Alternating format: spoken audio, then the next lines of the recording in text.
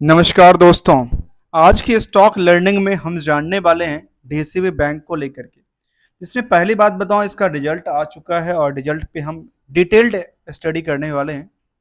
और साथ में एक चीज़, जो न्यूज आर्टिकल में चलती रहती है, आपने सामने देखा होगा, जो वाई ओ वाई में कंपनी लगातार एक बूस्ट करती नजर आती है, जंप करती नजर आती है। मैं उसी का आकलन एक आपके सामने रखने का प्रयास करता हूँ कई तरह से, क्योंकि समझने के कई सारे तरीके हो सकते हैं। उसी चीज़ को आप यहाँ से समझो, वहाँ से समझो, या कहीं और से समझ सकते हो। मैं यहाँ पे देख पा रहा हूँ जो कंपनी ने कहा है, जो वाई ओ वाई में क्या निकल के आती है। वाई ओ वाई में कहा कंपनी ने करीब 20%, 24%, 3% और 3% की क्या है, जंप है। कहाँ से? 2000 जून 23 से लेकर 24 वाले में। क्या आपने कभी सोचा जो पिछले क्वार्टर का जो रिजल्ट आया उससे क्या मैच करता ही है या नहीं करता? इसी का आकलन करने का प्रयास करेंगे आगे चल करके। चलिए दोस्तों, हम जानने के प्रयास करते हैं डीसीबी बैंक, जो कि एक छोटी सी बैंक है, बहुत बड़ी बैंक नहीं है, कह सकते हैं छोटी सी बैंक है। छोटी सी बैंक है तो इसका मार्केट क्या कैप क्या कहती है, तो मार्केट कैप करीब 4,000 करोड़ के आसपास से ज़्यादा हो चुका है। स्टॉक की प्राइस भी नियरली करीब 130 के आसपास फिलहाल है, जिसके हिसाब से यदि पीई की तरफ देखें तो पीक आकलन कहती है जो अभी ये और बढ़ना चाहिए। यदि किसी स्टॉक को केवल पीई के आंकलन से देखा जाए तो कहती है 7.71 का बढ़ा है, और इसका इंडस्ट्रियल, ये बाकी सारे जो कंपनियां हैं उनका रेशियो क्या कहती है, 12.5 का। अर्थात यहां से कितना परसेंट जंप करना चाहिए उसको, नियरली 70% मान लेता हूं। नियरली यहां से यदि यहां तक देखा जाए तो 70% का गैप है ना। इस 70% के गैप को फुल करने के लिए यहाँ पे स्टॉक की प्राइस कहाँ जाना चाहिए, यदि 70% जंप करता है तो 200 प्लस 7 या 21 कितना हो गया, सोचिए। मतलब 200 220 तक ये जा सकता है, लेकिन हायर कितना गया अभी तक, 163 गया है। तो क्या केवल इसी आंकलन से मार्केट को देखना चाहिए? नहीं।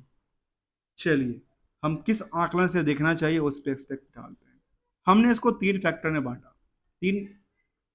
पहला फैक्टर है जो फंडामेंटल, जिसके बारे में हमने जाना कि ये बेसिकली बैंकिंग कंपनी है और बैंक से रिलेटेड कामकाज करती है। अर्थात क्या करती होगी, लोन लेके लोन देती होगी, यही काम है इनका, बैंकिंग सेक्टर का यही काम है ना।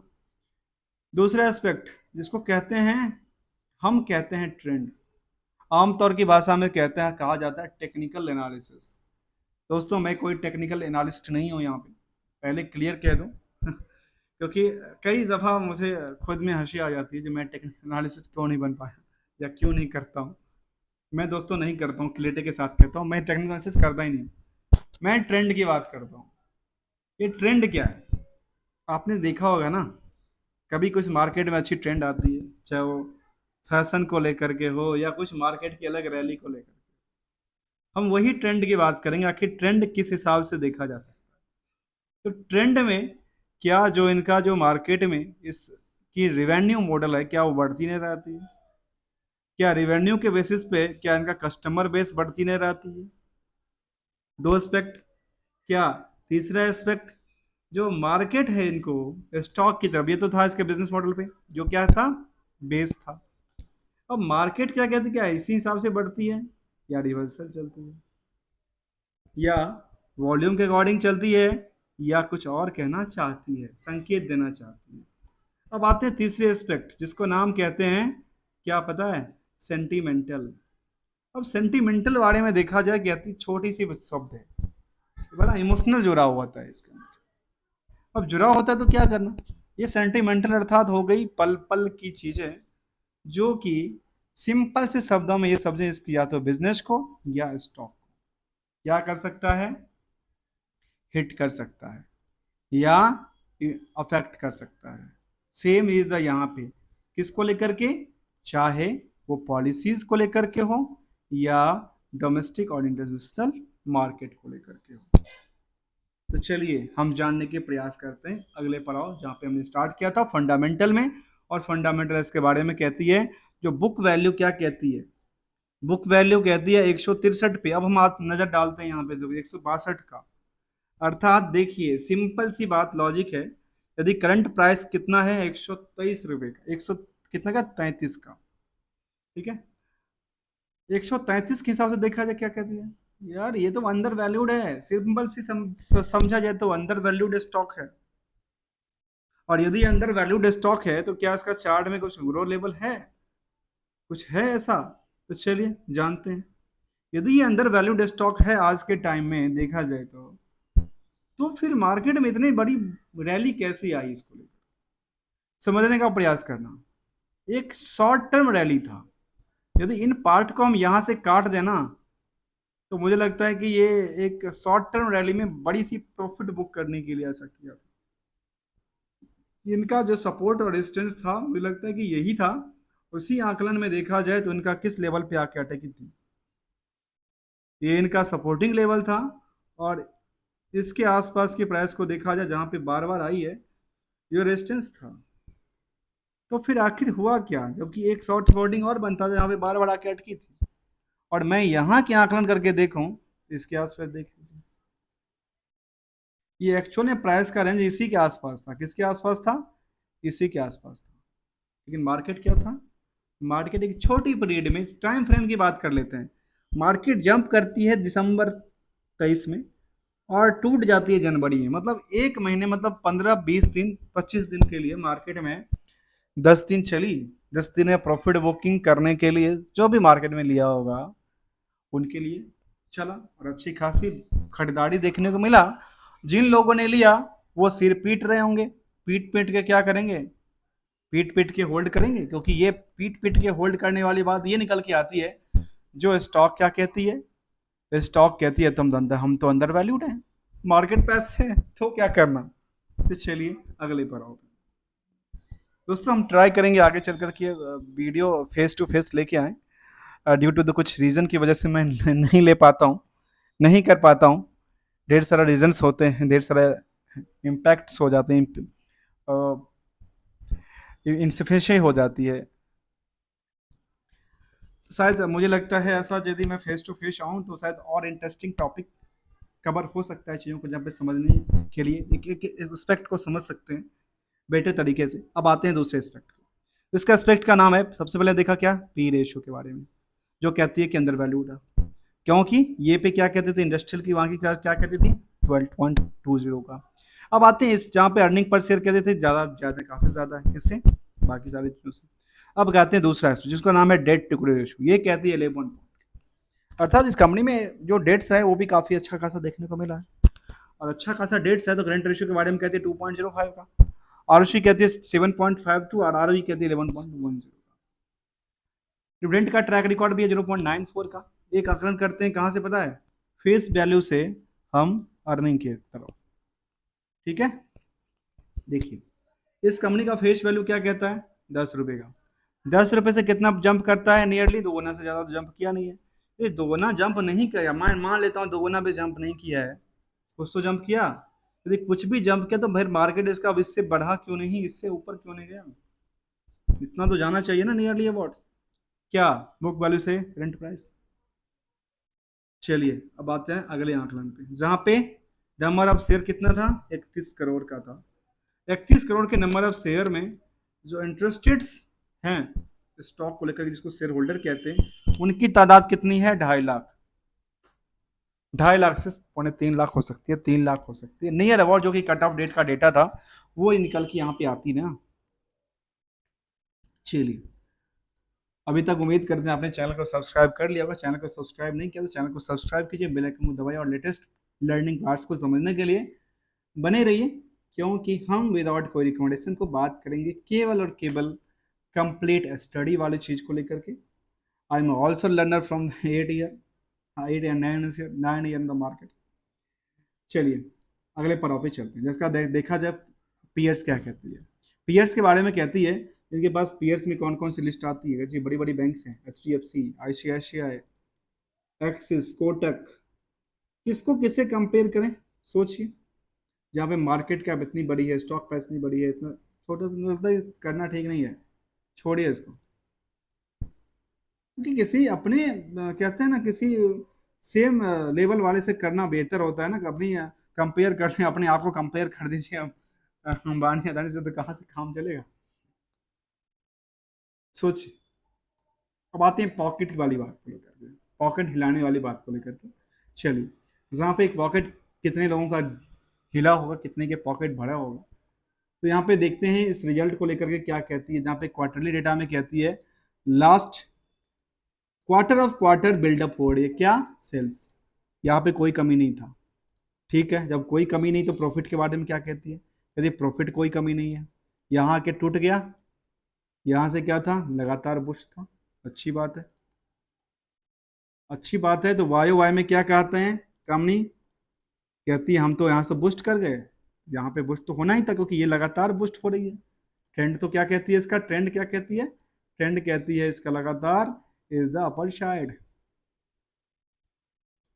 लेकिन रिजल्ट वाले में कुछ आके पिट जाती है, यहाँ आके पिट गई है, किसके बेसिस पे, प्रॉफिट के बेसिस पे। अर्थात क्या उन्होंने लायबिलिटी बढ़ा लिया क्या, तो चलिए जान लेते हैं, जान लेते हैं लायबिलिटी को लेकर के। तो कहती कंपनी क्या कहती है, जो मार्च तक जो इनके पास था प्रॉफिटेबिलिटी वो 5,000 करोड़ से ज़्यादा हो गया था, और फिलहाल भी करीब 6,000 5,500 करोड़ तक पहुंच चुके हैं 12 महीने में।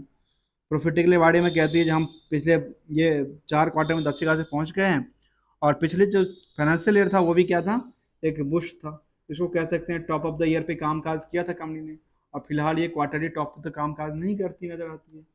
अब आते हैं बैलेंस शीट को लेकर के, क्या उन्होंने अपनी बोरोइंग्स को बढ़ा तो नहीं लिया, और यही एस्पेक्ट देखने को मिलता है। अच्छा, कहते हैं ना बड़ी सी अच्छा, अच्छा तुम तो बड़ा कमाल करते हो, कमाल इस बात के करते हो, जो यदि ये पार्ट नहीं होता तो सोचिए इनकी मार्केट क्या होती। अभी तक मैं यहीं पे बात कर रहा हूँ, इन्होंने क्या किया, अपनी बोरोइंग्स को और बढ़ाया, ठीक है, कितना, 10,000 करोड़, कम नहीं होता दोस्तों, 10,000 करोड़ का इसने अपनी बोरोइंग्स बढ़ा लिया, ले लिया। अब लिया तो गया कहाँ, ये बात आती है। अब ये आती है तो ये कहती है हम तो क्या किए, हम तो बांट चुके हैं अपनी लोन को लेकर के, एसेट्स, अदर एसेट्स में हमने बांट बांट चुके हैं, और वो बांटी हुई तादाद क्या थी, 42,000 करोड़ का। बाकी पैसा क्या किया इसने, अभी 10,000 करोड़ लिया अभी, उस बाकी पैसे का उन्होंने किया क्या, कहीं तो देखने को आती नहीं। इन्वेस्टमेंट पार्ट में उन्होंने 4,000 करोड़ का चेंज किया, और बाकी तो कुछ देखने को मिली नहीं, कहाँ मतलब क्या किया उन्होंने, खर्चा बुक कर लिया क्या, पता नहीं क्या किया। चलिए, आपको यदि समझ आए तो मुझे बताना प्लीज।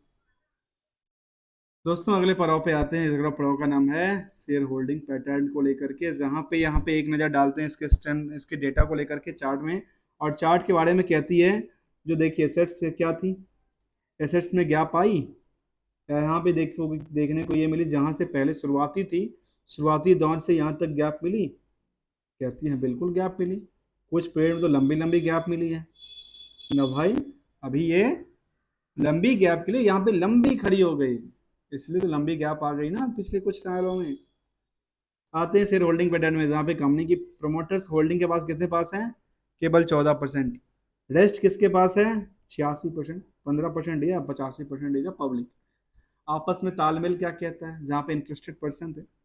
अब एक आकलन आप करना, हम करते हैं कहाँ से पता है, इस चार्ट को लेकर के। टाइम फ्रेम था दिसंबर से लेकर के जनवरी तक का, ठीक है। दिसंबर से जनवरी में आते हैं, दिसंबर से जनवरी इसके बारे में क्या कहते हैं, जहाँ पे हम दिसंबर और जनवरी 2023-24 में जाके झांकते हैं। उस झांकने के क्रम में ऐसा क्या हुआ जो मार्केट में अभी ऐसा रैली देखने को मिली है। ऐसा हुआ क्या, कहते हैं ऐसा था कुछ नहीं हुआ, शेयर होल्डिंग पैटर्न में ऐसा कोई फेरबदल नहीं हुआ। ऐसा हो सकता था कि शेयर होल्डर जो पहले प्रोमोटर थे वो बेच के निकल चुके हैं, इसलिए मार्केट में आप बूस्ट करवाए, बूस्ट करने के बाद निकल गए, यहाँ पे कोई नजर नहीं आता। और ये भी जो कंपनी है अब निकल के आती, मुझे पहले लगता है कि ये कंपनी है कहाँ, ये कंपनी भी कहाँ, सिंगापुर की है। कहती है company the Aga Khan, Aga Khan fund for economics developments ऐसे। अब यही मुझे समझ नहीं था, आगा खान कौन है बाबा, इसका इंडियन से कुछ कनेक्शन था या कुछ बड़ी वहीं की कंपनी आई और यहाँ पे इंडिया में एक बैंक खोल दिया। चलिए, एक दूसरा नाम निकल के आता है प्लेटिनम जुबली इन्वेस्टमेंट्स, जो कि कभी था। आते हैं एफआई की तादाद, एफआई में देखने को मिलेगी जहाँ पे सिंगापुर की कंपनी तो सिंगापुर ही नजर आएगी। इमर्जिंग फंड्स निकल के आती है, मॉरिशस की कुछ फंड थी पहले, गवर्नमेंट पेंशन फंड ग्लोबल जो कि शायद सिंगापुर की होगी। इसके अलावा जो डीआई की तादाद है, डीआई की तादाद यहाँ पे काफी बेटर है। किससे? इन बाकी सारी चीजों से, प्रोमोटर से भी ज्यादा डीआई में सबसे ज्यादा कौन कहता है? कहता है Tata mutuals, HDFC small, Franklin India, ICICI ventures. इसके बाद कहती है ओमान इंडिया। कुछ बड़ी बड़ी नाम थी, बाद में आगे कितना नाम लिस्ट लूँ, काफी कम पड़ जाता है। पब्लिक की तादाद को देखते हैं, कहती है पब्लिक तादाद में एक नाम है जिसका नाम है एमएस मुरारी मुराली, जिन्होंने अभी इस क्वार्टर में, लास्ट क्वार्टर में 1% की होल्डिंग यहाँ पे देखने को बनी है। बाकी जो होल्डिंग है 43% है, मान लो 42%, वो तो तादाद किसकी है? आम इन्वेस्टर की हो सकती है। तो कहते हैं देख लेते हैं आम क्या कहता है, बाकी क्या कहता है। क्योंकि ये कि पता है क्या है? ये कहती है नियरली कितना का, 2 लाख से जो कम के इन्वेस्टर है ना, वो 24% की तादाद है। और बाकी जो तादाद की बात करूं तो वो निकल के आती है बड़े इन्वेस्टर्स, बिग बुल कहें या बड़े बड़े इंस्टीट्यूशन को बाहर नाम लें, जो इसमें एक पोजिशनल ट्रेड लेके कामकाज करती नजर आती है। तो आज हमने इसको समझने का प्रयास किया डीसीबी बैंक को लेकर के, जहाँ पे इसका रिजल्ट का पार्ट था। उस रिजल्ट को पार्ट को लेकर के हमने देखा रिजल्ट के पार्ट को क्या कहना चाहती है। तो रिजल्ट के पार्ट में निकल के ये आती है, जो कंपनी ने कुछ अपडेट किया, प्रेस रिलीज उन्होंने फाइल किया था, प्रेस रिलीज उन्होंने क्या कहा उस पर हम चर्चा कर लेते हैं।